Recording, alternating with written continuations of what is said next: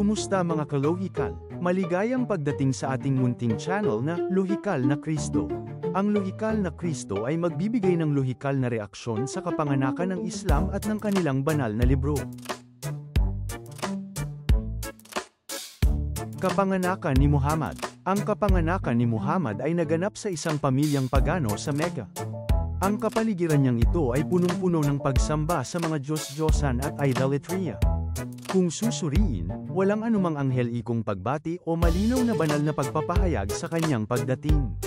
Malinaw na kaibahan ito sa kapanganakan ng ating Panginoong Hesukristo. Si Jesus ay ipinanganak mula sa isang birhen, at sinamahan ng mga anghel, at itinuro ng isang bituin. Ipinapakita nito ang kahangahangang kalikasan ni Kristo bilang anak ng Diyos na isinugo.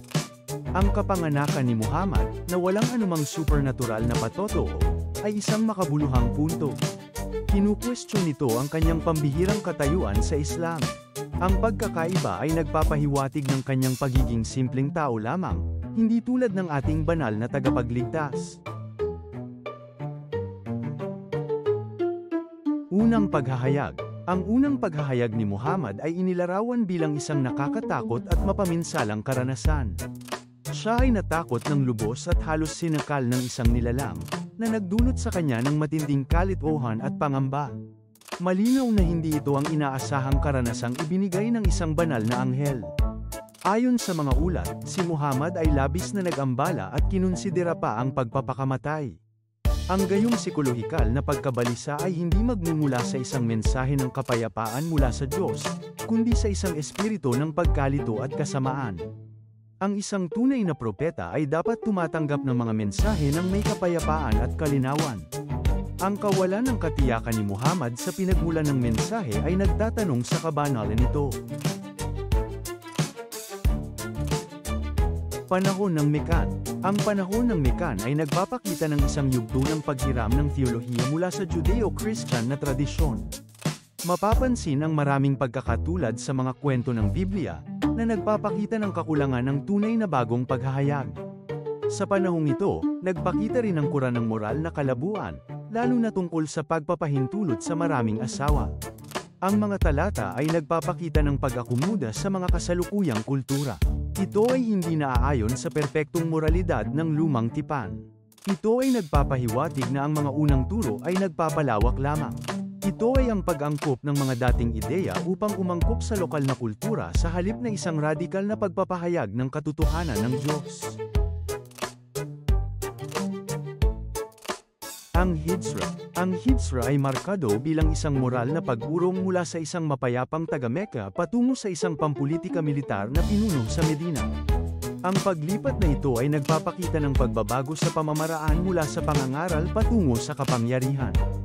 Nagpapakita ito ng pagbabago mula sa pagiging mapayapang mangangaral.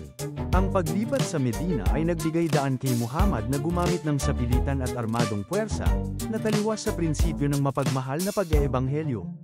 Ang pagbabago tungo sa pamamahala at pakikidigma ay nagpapahiwatig na ang tagumpay ay nakabatay sa kapangyarihan.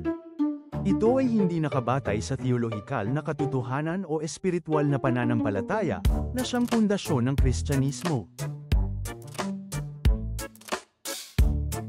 Panahon ng Med-Inan. Sa panahon ng Med-Inan, si Muhammad ay ganap na naging pinuno ng militar at politika. Ipinapakita ito sa mga utos ng Quran para sa pakikipaglaban. Ito ay nagpapakita ng isang relihiyon na nakasentro sa kalupitan at pagpapalawak ng kapangyarihan.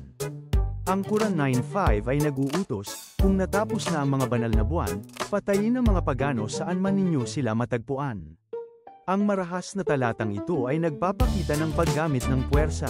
Hindi ito alinsunod sa mapagmahal at maawang kalikasan ng Diyos.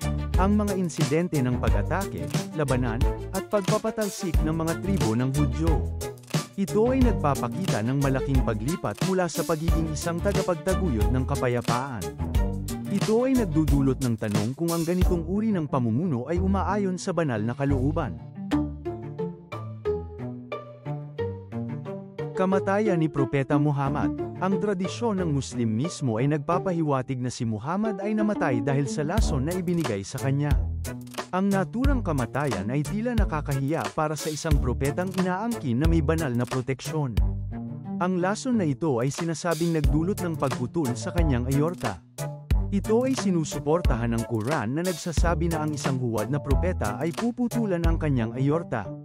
Quran 6:44-46. Ang pagkamatay ni Muhammad, na may bahid ng pagkalason at pagdurusa, ay malinaw na kaibahan sa maluwalhating pagkabuhay na muli ni Hesukristo.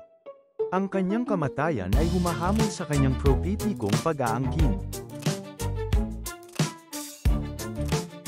Unang Caliph, ang pagkumpalya ng Quran.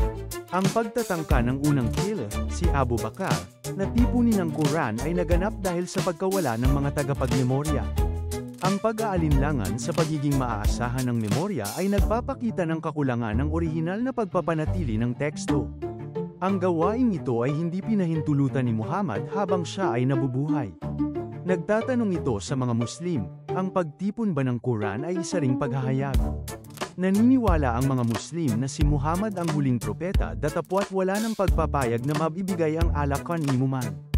Ang pangangailangang tipunin ng teksto mula sa kalat-kalat na mga piraso ay nagpapakita ng hindi maayos na pagpreserba. Hindi ito sumusuporta sa pag-angkin na ang Quran ay perpektong nipreserba. Ang pangyayaring ito ay nagpapakita ng posibilidad ng manipulya ng kamay ng tao. Standardisasyon ng Quran. Ang ikatlong Caliph na si Uthman, ay nag-utos na sunugin ang lahat ng nakikipagkumpetensyang mga kopya ng Quran. Ang kilos na ito ay nagpapakita ng malaking pag-aalinlangan at pagbago sa teksto. Ang aksyong ito ay hindi inaasahan sa isang aklat na sinasabing perpekto. Ang pagpili ng isang bersyon lamang ay nagbubukas ng pinto sa paratang ng textual recension. Ito ay ang pag-aayos o pagbabago ng orihinal na nilalaman. Ang panawagan para sa pamantayan ay nagpapakita ng hindi pagkakapare-pareho sa teksto. Ang pagpuksa sa iba pang mga teksto ay nagpapahiwatig na ang mga naunang bersyon ay hindi magkakatulad.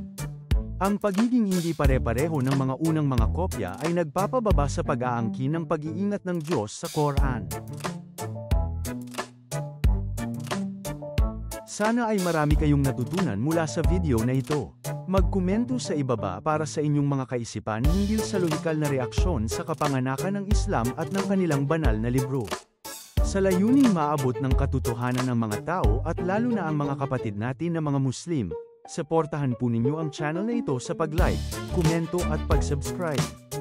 Tayo na, kasama ka sa ministeryong ito, naway pagpalain pa ng Diyos tayo. Hanggang sa susunod.